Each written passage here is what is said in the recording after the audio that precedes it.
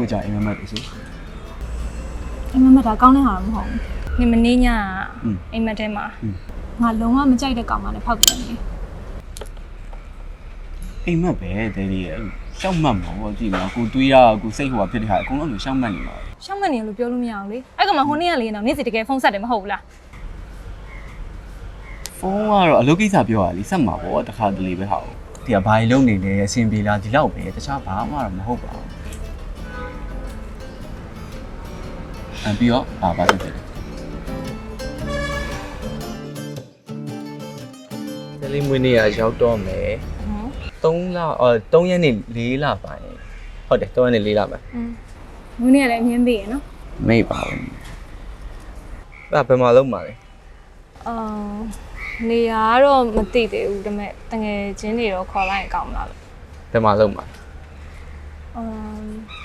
စဉ်းစားနေအောင်ဒါပေမဲ့ဟိုဟာ16လမ်းမှာပဲပြည့်လုံးရရော ညီမကြီးပတ်ဆိုင်ကြံခဲ့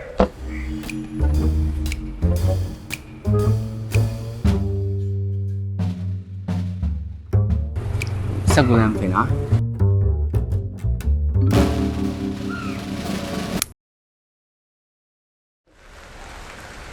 တဲ့လေဒီစုပြေရောနော်မိုးရေလည်းရွာနေပြီတဲ့ဒီတောင်းမှမှာလေရွှေရှင်သွားကြည့်လားရွှေရှင်လေ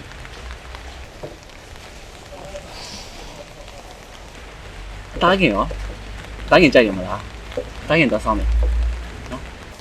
ဟုတ်ပါကွာဟုတ်ပါတော့ဆောင်းမယ်ဟုတ်ပါနော်ဟုတ်တော့ဆောင်းမလားအမေတော့ဟုတ်တော့ဆောင်းမယ်တော့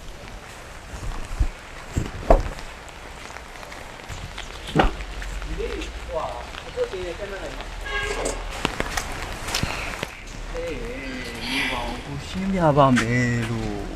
ဘာမှရှင်းပြစရာမလိုငါကားခေါ်ပြီးသွားပြီကားခဏနေရောက်တော့မှာ